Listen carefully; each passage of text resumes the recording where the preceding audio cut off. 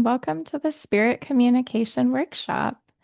This is a workshop that I presented at the Mind Body Spirit Expo, and I received such positive feedback that I wanted to record it and put it out on YouTube so other people could enjoy this. So, my name is Alana Lynn Belanger, and I am an intuitive healer. I have a master's degree in clinical behavioral health with an emphasis in addictions counseling. Prior to starting my master's degree, I had spent almost a decade in a career as a technical writer. I decided to change careers to do something that would be more meaningful to support people. And I can tell you it was not in the plans once I got my degree to suddenly decide to be an intuitive healer and a psychic instead. That was unplanned. It wasn't until I did a 6-month program in developing intuitive gifts that I even knew that I was capable of giving intuitive readings.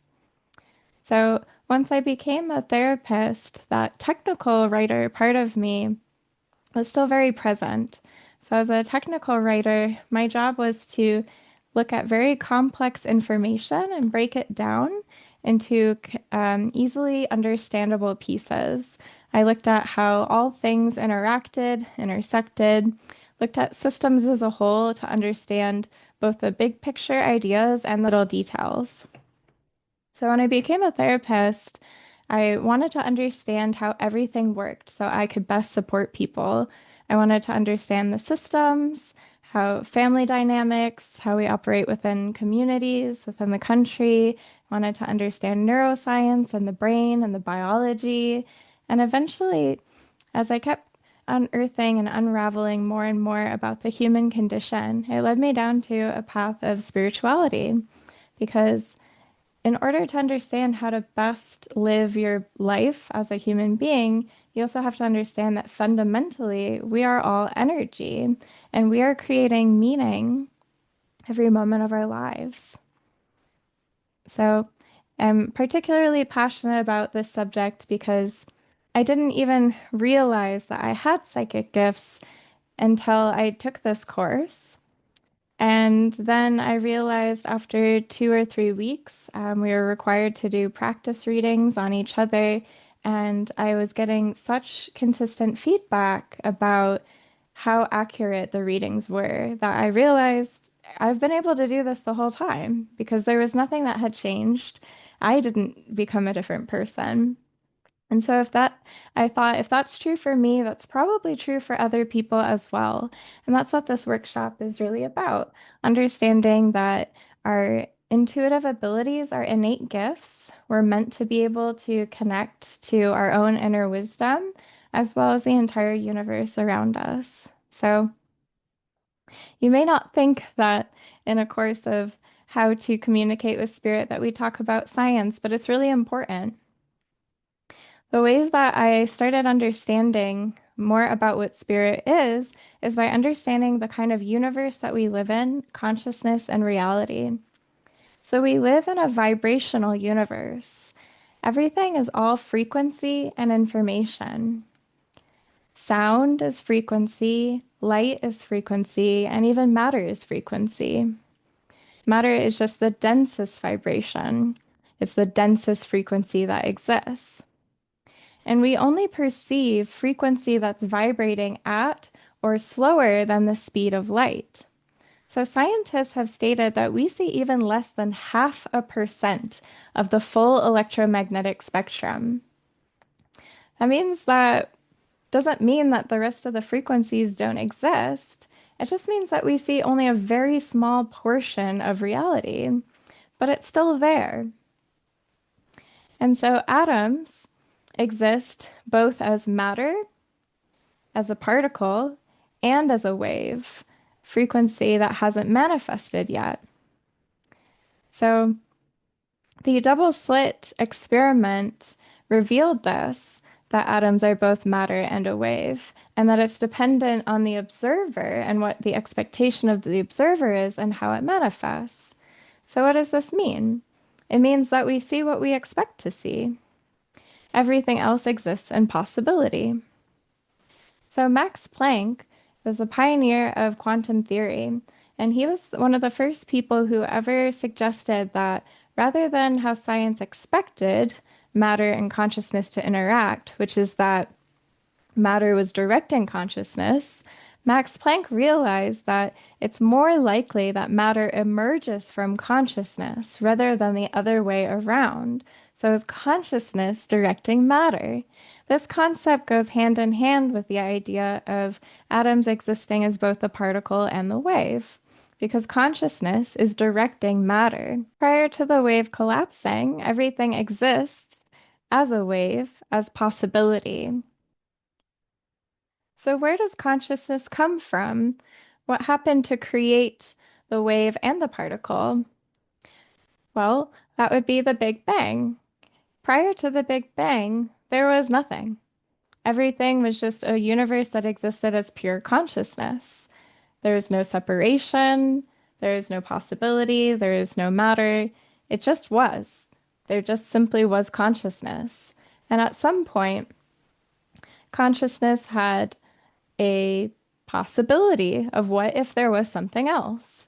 And that's where the Big Bang radiated from this source of consciousness, where suddenly everything exploded into being, in which everything that was frequency became different frequencies.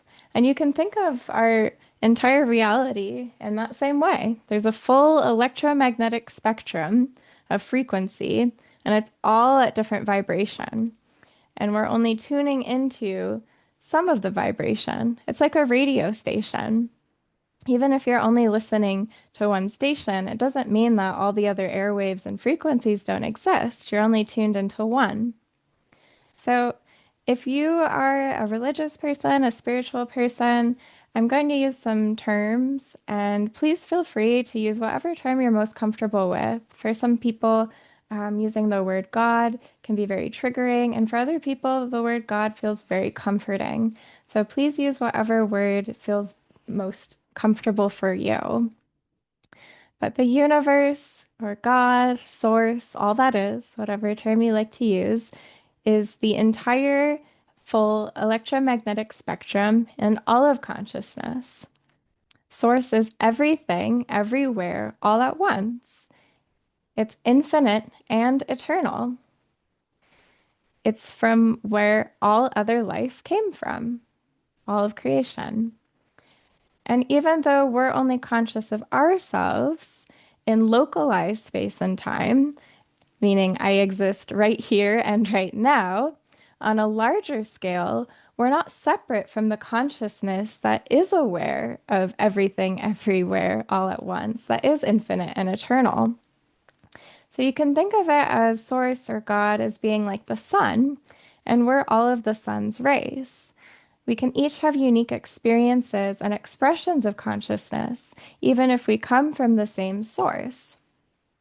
At Fundamentally, we're all made up of atoms. We're all made up of frequency and information.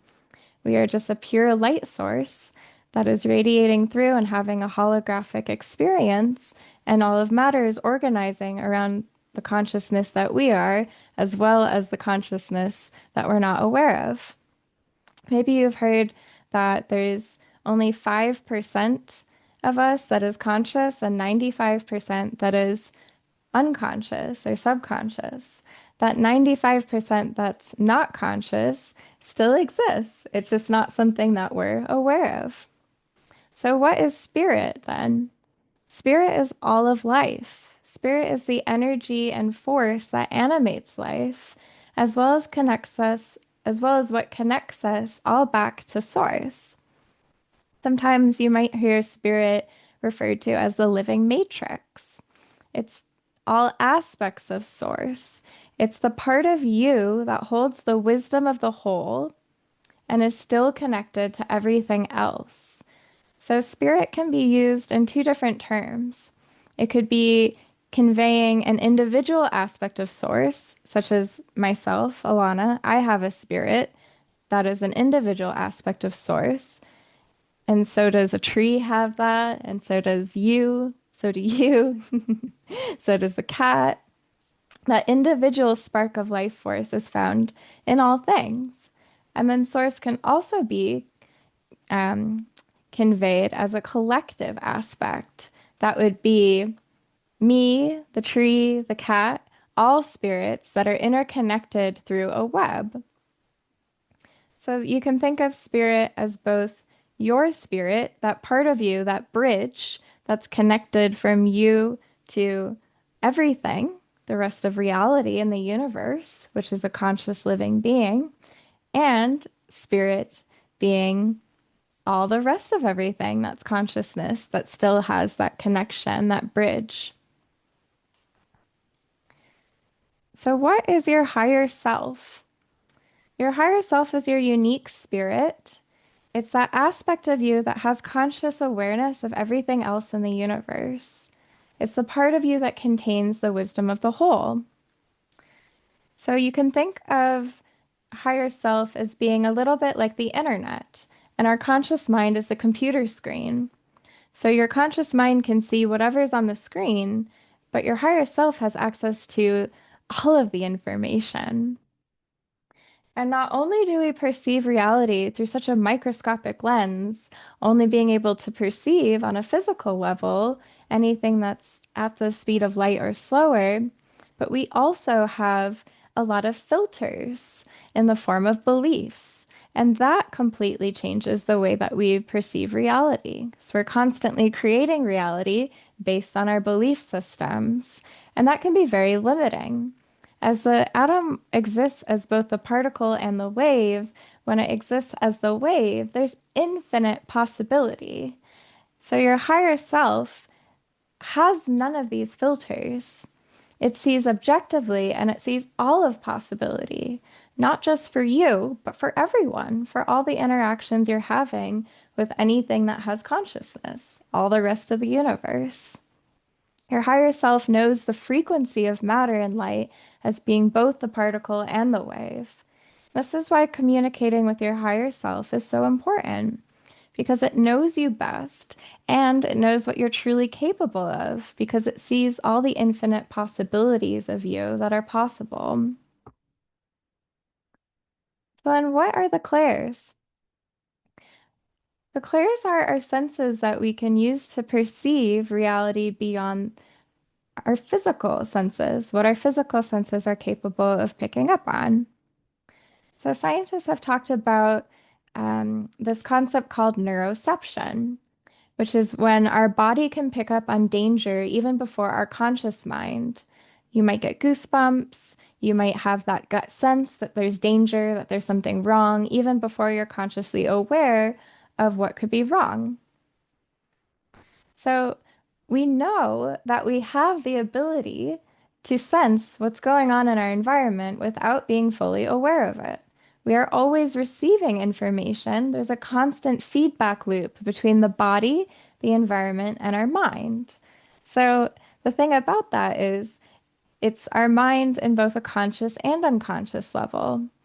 So our neuroception is when your body picks up on danger, and intuition is unconscious processing of our full environment from what we can see and beyond what we can see.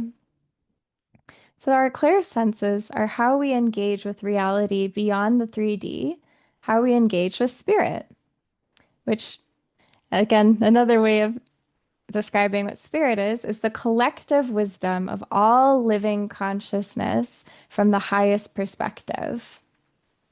So the clairs are similar to our physical senses, and they can happen both externally and internally. So the term you might be the most familiar with is called clairvoyant. Traditionally, that was used as a term to describe someone who could see the future. And you don't necessarily have to see the future to be clairvoyant. It might also look like seeing a picture in your mind's eye. Sometimes people who are clairvoyant can see things externally in their physical reality world. Some people are able to perceive auras, they can see energy moving, and that can also be in your mind's eye. If I were to ask you to imagine what an apple looks like, you might see clairvoyantly something like that, an image that way. And clairvoyance can also be your dreams. Maybe there's messages that are coming to you from spirit in the visuals or the feelings or the emotions in your dreams. Another clairsense is clairgustance. This is tasting. So you could get a taste in your mouth. There's some mediums who, when they're connecting with a spirit that's passed on, if that person died particularly violently, maybe they'll get like a taste of blood in their mouth, or they might taste oranges if this person, maybe that was their favorite food. Then clairsalience is smelling. And again, it could be something that feels like a physical sense, like you might get an actual smell, but there's no physical smell there. And this could be something like noticing the smell of perfume, or perhaps someone who passed away used to smoke certain brand of cigars and you would smell that. Then there's clairaudience, which is hearing. And this can be hearing actual voices, and it will sound like someone's speaking to you. This could be having your ears tingle or have they get hot, or you hear ringing in your ears. This could also be hearing songs on the radio. Spirit can communicate to you through messages in what you're hearing, what you're picking up around in your physical world. Then there's the ability of claircognizance. This is a clair for knowing. You don't know how you know, but you just know. It could be like a thought in your head and it just appears and you're not sure where you came from, but you feel instinctively that it's truth. Then there's clairsentience. This is feeling. So you might get goosebumps when spirit's communicating with you. You could have physical sensations in your body. Sometimes when I'm reading for people, I pick up on their emotions, or if they have some kind of medical issue, I might get a sense of the pain or indigestion, depending on what their medical symptoms are. That clairsentience is also that gut feeling that I talked about with neuroception, when you get that gut feeling like something's wrong. Then there's clair empathy, and that's similar to empathy, but it's a little bit different. So, the difference between empathy and clair empathy is it's an emotional feeling, but you're feeling it in advance of someone else feeling it, or you feel it when the person isn't around. It's having their feelings from a distance.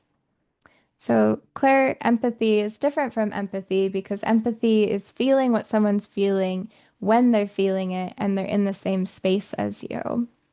It's actually a little bit more of a form of telepathy. It's like telepathy. It's being able to connect with someone and understand what they're feeling by reading their energy. Um, and then finally, there's clairtangency. So this is detecting energy through touch. You might pick up something that belongs to someone, and just from that object, you can read through your hands. When you might go into a secondhand store or antique, and you could pick up an object and you could get a sense about the person that it used to belong to. Or it might be that you touch someone and you can get information that way. So, how do you communicate with spirit and your higher self? Well, spirit and your higher self communicate with you all the time. Or whether you know that you are or you're not, you're still an aspect of the universe, and the universe is conscious. So there's always communication going on. It's just about whether or not you're listening. And what's the most important aspect of having good communication with someone is to listen. It's something I learned in school as being a therapist and learning how to have good rapport with someone and how to listen appropriately and effectively. There's a difference between hearing, just being aware of what someone says, and actually listening and understanding. So, spirit speaks non-verbally for the most part. Spirit speaks in imagination, spirit speaks in metaphors. It could be through life events. There are things that happen to you that are meant to get your attention in that way. It could be through synchronicities, running into the person when you were looking for just such a person to help you throw this event, and you just happened to meet them, and everything fell into place perfectly. Those are synchronicities. Spirit can communicate to you through movies, books. You could be scrolling on your phone on Facebook and you come across an article and it just happens to be really relevant to what you're going through, or it has an idea that jogs some sense of inspiration. Spirit can communicate through music, like what's playing on the radio when you get in the car or even in the store. Um, Spirit can communicate through dream, through thoughts, through numbers, angel numbers, 222, 333, 1111. And um, with thoughts, it's difficult because we have something like 80,000 thoughts in a day. So it can be a little bit tricky to discern. And not even just with thoughts, but the amount of information that we take in through our environment all day long. Some of is intended messages from spirit, and some of it's just information. It's just existing. So, an example that I like to share of how spirit can be subtle and you might miss it is through my spiritual mentor. She was driving in her car and she had gotten herself into a bit of a bad mood. She was spiraling, she was in a funk, and she drove past an auto mechanic sign, an advertisement that said, "Get your alignment now." And someone might have driven by and not made a connection, but because she knows how to speak with spirit, she realized that was spirit telling her, hey, get in alignment, get out of this funk, get out of your mood, get back into being grounded and clear. So, some of the steps that are important in communicating with spirit and your higher self is to be quiet, right? If you're not quiet, you're not listening, and to be present, and also to be grounded. You want to connect with your heart, you want to connect with the earth, with your body, and it's important to observe with curiosity. When you feel like you're looking for something and you have an expectation for what it's going to look like, you might miss it. If you're looking for something and you have an idea for how you want it to show up, again, you might miss it. And we'll talk about this in the next part about some of the blocks and the strategies to get around it, but it might take some time. It might take experimenting because spirit's going to have a unique relationship with everyone. Everyone's totally different. And the same way that I might have 20/20 vision and someone else might have 20 even better vision, or someone else might need glasses. All of our clear senses are dialed in at different levels. Some things might be very easy for you to perceive. Maybe you're very good at understanding clairaudience, but clairvoyance, the dial is turned down. And that doesn't mean that that ability isn't there. It just means that you haven't connected with it and strengthened it. So it's important to track your communication. You can use a journal. You might want to start writing down symbols because what means something to you will be individual and personal. So, seeing a white feather might actually be a symbol from your grandmother. But for me, seeing a white feather could mean something entirely different. So it's important for you to track these things. One, to pay attention so that you're picking up on the synchronicities and you're not missing it. And then also to build your evidence because spirit is there and spirit will show you evidence that it's there. But it can be hard to connect and pick up the evidence if you're not aware of it and you're not tracking it. It's also important to ask for help out loud. Because of free will, it's important that we give permission for help. Source loves us unconditionally. That's why we are the free agents of our lives and that we're creating reality based on how we perceive reality and how we want to perceive reality. And this isn't a workshop on manifestation, that'll have to be a different time, but that's where the term manifestation comes from. It's not hopeful, wishful thinking. It's the wave of the atoms becoming matter. becoming density. It's possibility manifesting as reality, and our whole vibrational frequency is what determines what manifests. So, another way to communicate with spirit and your higher self, you could use automatic writing. This is just journaling and streams of consciousness, just writing whatever comes up without using filters. Or you could write question and answer. You could write Q, whatever question is you want to ask, and then A, answer. So, automatic writing in this style of connecting with spirit is really useful because it's a way to help get out of our logical mind and learn not to filter yourself or question what guidance that you're receiving. So, what are some of the common blocks? Well, the number one block, as you might have guessed, is doubt. Feeling like you're making it up, that it's not happening, um, just not trusting or believing in your ability to connect to spirit.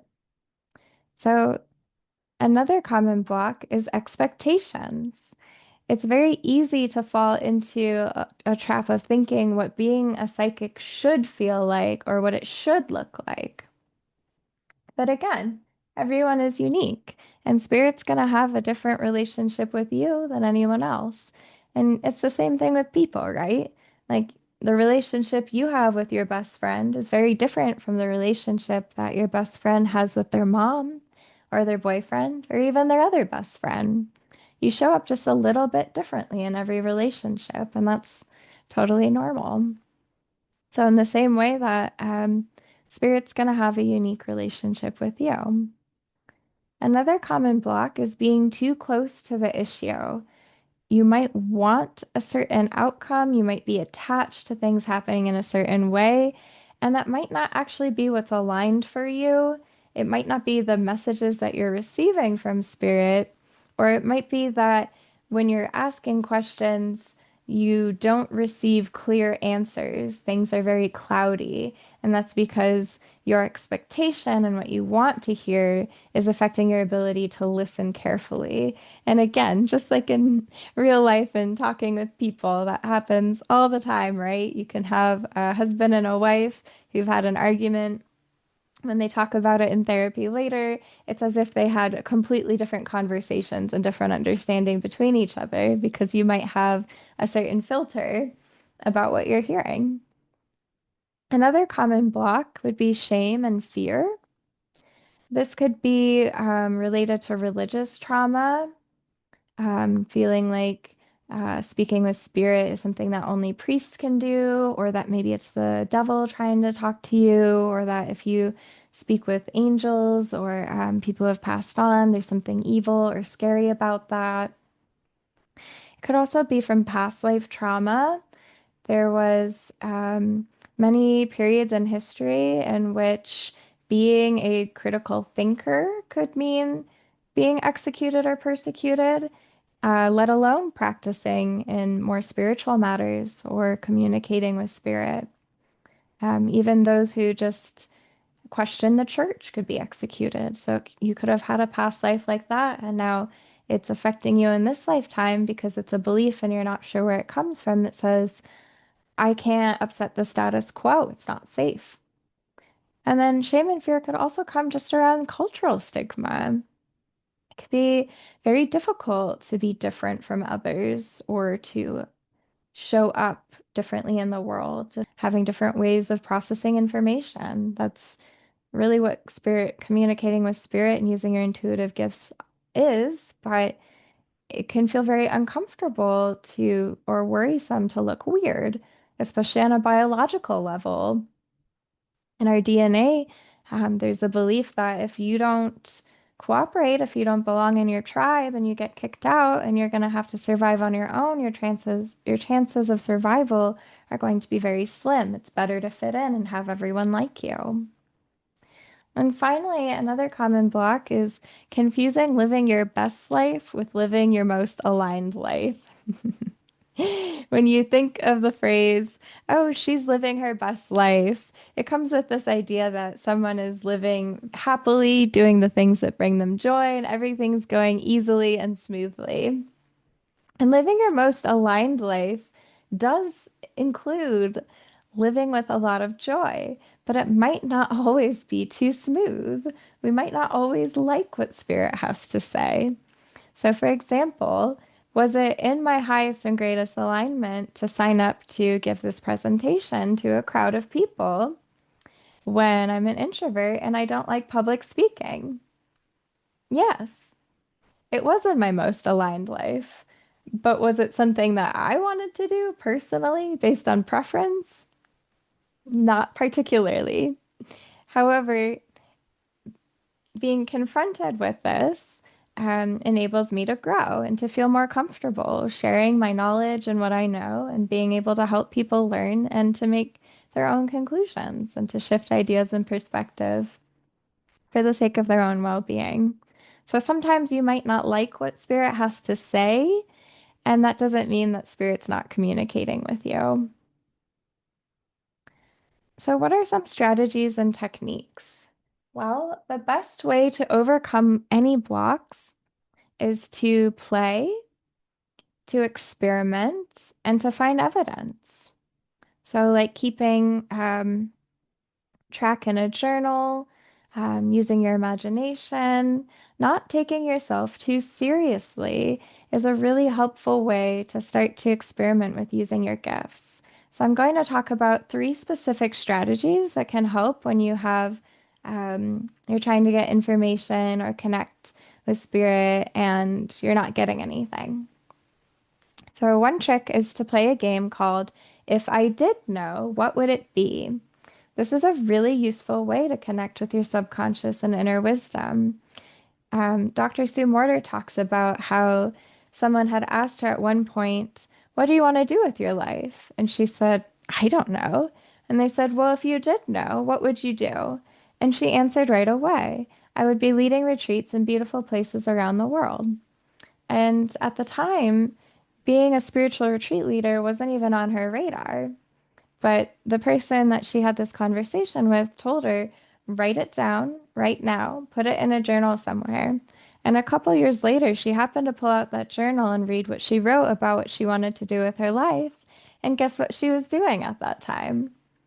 So, having this sort of open-minded exploration, okay, if I did know, what would it be? And just allowing the answer to come to you is a great way to connect with your higher self and spirit. If you're more of a visual person, you can also play this game by imagining that you're looking through a hole in the wall. Like you can imagine a physical brick wall up and you're pulling a brick out and you're peering through that. Or if all you see is blackness, pull back the curtain. If I could pull back the curtain and look on the other side, what would I see?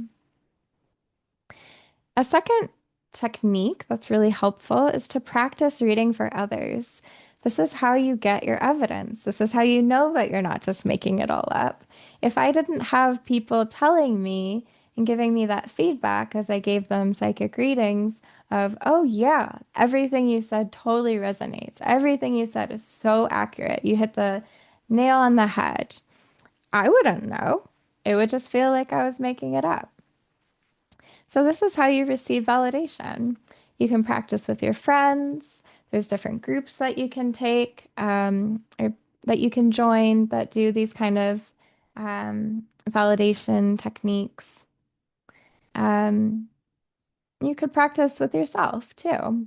Just connecting with your own inner wisdom whenever you feel like you're confused and seeing what comes up. Does it resonate? Does it feel like it's true for you? If you close your eyes, you put your hand on your heart and you say, okay, I'm asking my own inner wisdom about this particular topic. What is the wisdom that's there for me? Just being quiet and listening to that and see what comes through. Again, don't judge yourself, beat yourself up, or put too much pressure to get it right. It's all about just playing and experimenting until you start to recognize patterns and feel what's right for you. Then this third technique is muscle testing. So this is learning to trust your body's wisdom. The body knows what's safe and it knows what's harmful. So muscle testing was created for use in for chiropractors. They would use muscle testing with their clients to see if there were certain supplements that would be useful for the body to test for allergies, all sorts of different things. So the concept of muscle testing, why it works, is that your muscles will go weak when something is harmful or it's not true, and your muscles will stay strong when something is true. So you can do this with a partner to start, and I would recommend it just to get a feel for it. It's always a little bit easier to have someone else for validation than when you're trying to do things on your own.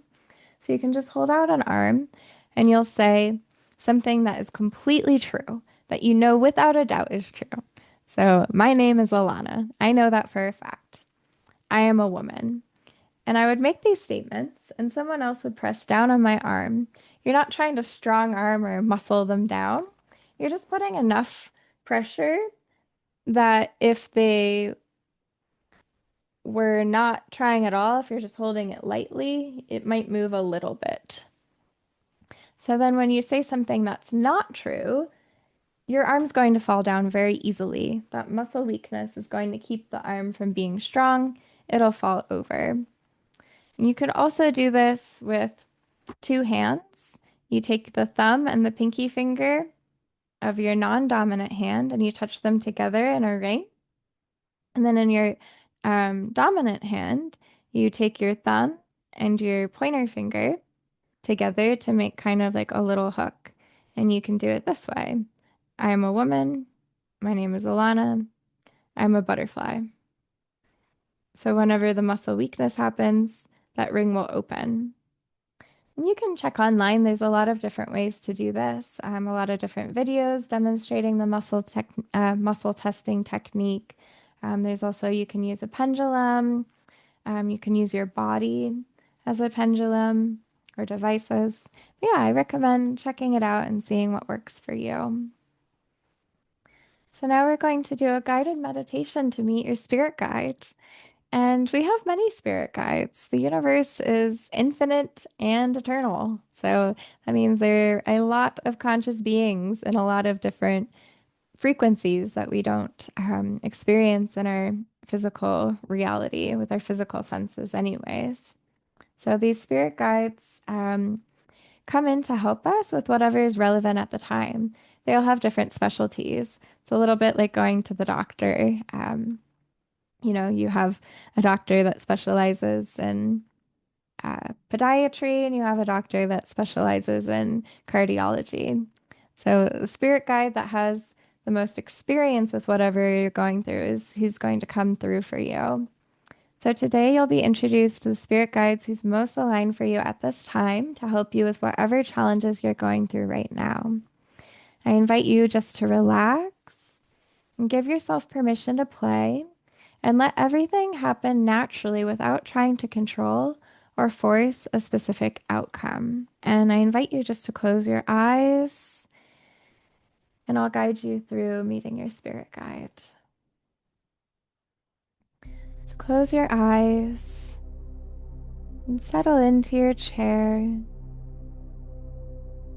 Exhale, let all your breath out. You might want to put your hand over your heart. Begin to connect with your body. Begin to connect with your breath. Inhaling and exhaling. With each exhale, you notice yourself relaxing more and more. And now I'm going to count down from 10 to 1. And imagine in front of you there's a staircase. And the staircase is very safe. And there's a railing on the staircase that you can hold on to if you want. As I count down from 10 to 1, you're going to go down each step of the staircase. 10, 9, going deeper and deeper. 8, 7, deeper still. 5, 4, you're becoming so very relaxed. 3, 2, almost there now. And 1. And now that you've reached the bottom of the staircase, you've entered into your subconscious mind. And at the bottom of the staircase, there's a door. When you open this door, you'll find yourself in a location that feels right for you. It could be a beach, it could be a forest, or a mountaintop. So please open this door and enter into this place that's just right for you, that's entirely safe and comforting. As you enter this place, notice any smells. What do you hear? What do you feel? Taste, sense, or know? And this place has a path. You can walk along this path a little ways until you reach a clearing. And this clearing is where you're going to meet your spirit guide. So go ahead and get comfortable. You can settle in, and your spirit guide is going to enter into this clearing in 3, 2, 1. Your spirit guide has now appeared. Perhaps they're illuminated in a beam of light, or they've just entered through the clearing, however they did. And just take a moment to notice your spirit guide. What do they look like? What are they wearing? Are they an animal, a person, something else entirely? Just notice if they have any smells, if there's any sounds. Notice their energy, their vibration, and you just feel for them. What kind of sensations do you receive? You're welcome to ask your spirit guide for a name. And whatever you get is right. And if they don't give you a name, that's okay too. And now ask your spirit guide what message they have for you today. And simply receive, hear whatever it is that they have to say.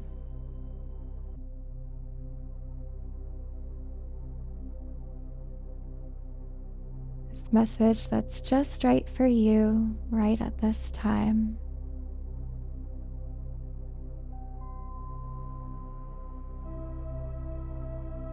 You can take a moment with your spirit guide to say thank you,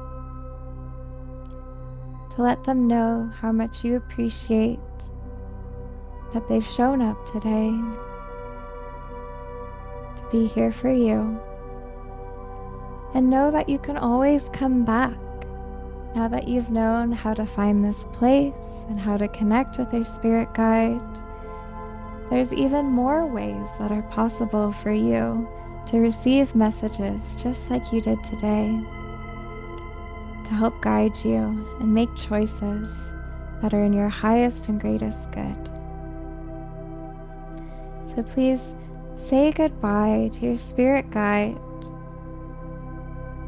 They can return however it is that they appeared. You can head back through the opposite side of the clearing or through the beam of light. They can disappear for now. And then you can turn around and you can exit this clearing and walk back along the path until you come to the door. I'll count down backwards from 10 again as you climb up the steps. And when you reach the number 1, you'll be back, fully aware and present in your body, feeling awake, refreshed, and relaxed. 10, climbing up the steps. 9, 8, becoming aware of the weight of your body, wherever it is that you're sitting, standing, or laying. 7, 6, 5, noticing your breath, the rise and fall of your belly and your chest. 4, 3, almost back now. 2, 1. fully back in your body in this time and space, fully remembering the experience that you just had and the wisdom that you learned from your spirit guide. You're welcome to open your eyes if you haven't already done so.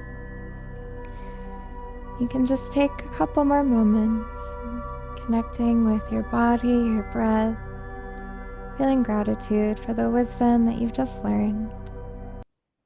You're welcome to journal about this experience, to write down the message, whatever feels good for you.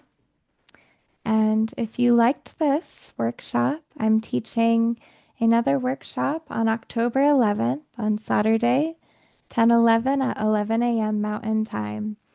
This is on awakening your intuitive gifts. So, this class was an introduction to how to communicate with spirit and to talk about the different ways that we can perceive and connect with the universe around us, the full electromagnetic perspective, electromagnetic spectrum that we can't see with our eyes. Um, so this class and activating your intuitive gifts will go a little bit deeper and it'll be more experiential. We'll be playing some fun games to demonstrate what it feels like to use the different clairs. And then there'll be a live Q&A at the end for you to ask any questions. So please join if you can. It's going to be a great way to connect with community. It's going to be a very safe and supportive space to have fun, to engage with spirit in a way that's very lighthearted and no pressure. And if you can't join, you can still register for the workshop and listen to the recording at a later time. I'm going to take note to make sure that when we're playing the games, I'll mention to anyone who's listening the recording just to pause. So that way they can still experiment and play, and then they can start the recording again to find out what the conclusion is. And then they can use that to evidence and see how their gifts are working and which ones they're more already attuned to and which ones maybe they can develop even further. So I hope you enjoyed this talk. I'd love it if you want to subscribe. I'll be creating a lot more videos like this one and even shorter videos sharing what I've learned about reality, consciousness, intuitive gifts, spirit, all of it. So thank you so much and take care.